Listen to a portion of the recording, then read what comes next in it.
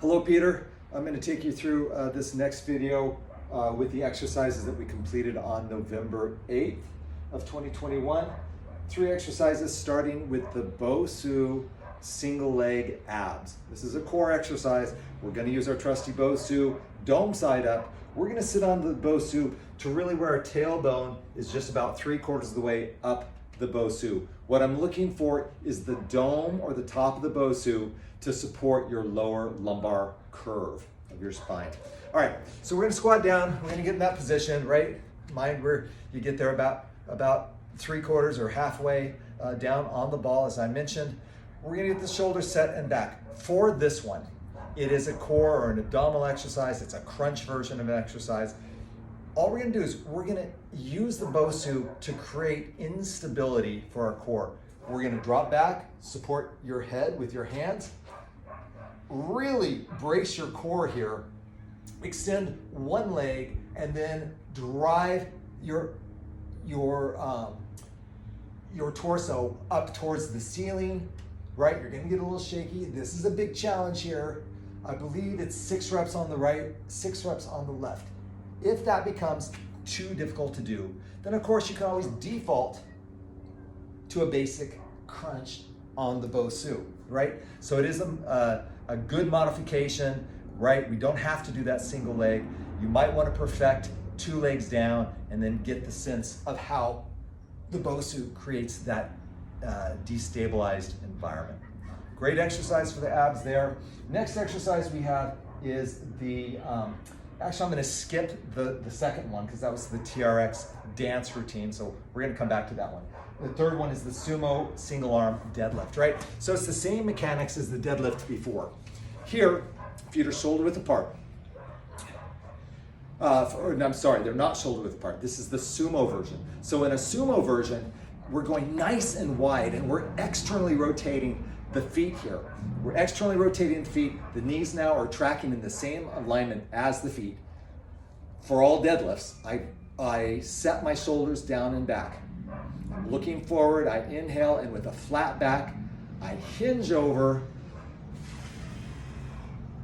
And then when I feel that tension in the back of my legs, I drive back up through the heels and set the shoulders. Again, exhale. Right. On the opposite side, it looks like this.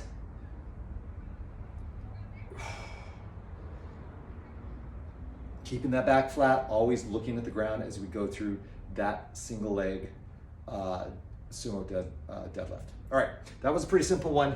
Now for a little more complexity. We're gonna, and I can see why there was some confusion on my notes, right? I was writing that at the end of our workout. I think this will be very helpful. So instead of the TRX dance routine, we're gonna call it a TRX squat with a W. So let's get specific on that. Let me move these out of the way. And I think I'm gonna place our camera back where it was in the prior videos, somewhere about here. I'm sorry that the van is slightly in the way, but again, not a videographer, just doing the best I can do here. So what we're gonna do, take our TRX, and I keep glancing at my watch, not because I'm looking at the time, but because I've got the video on my watch, so it's a mirror image of what I have on the screen. So I look at my watch and I can see it. So when you see me doing that, I'm not looking at the time. I'm just trying to check my positioning. Okay, so from here, I look at the anchor point, I create tension on the straps. I'm gonna go first to measure it up. I get in this position, I make a W, and I create tension on the straps. That's my starting point. From here, I'm going to drop into a squat, just using the band to hold, drop into squat, and come back into the W. Drop back into squat, squeeze into the W. When I'm squeezing into W, my knuckles are driving backwards, and I'm creating tension between my shoulders, really pulling on the TRX straps. And then I release, drop into squat, and come back. Another option here, if you want to get a bigger lean angle, you can always kickstand one leg back. Let me repeat that. You can always drop into the squat, and then as you come up, you're going to be at an angle so you can kickstand a leg back. that gives you that leverage again to drive off that rear foot and achieve the same motion. So there's two ways to do it. Using the kickstand, which gives us a little leverage off the leg, or just basically from the squat, then right back into that TRXW. It's a little complicated. You'll get it with repetition. Hope that's helpful.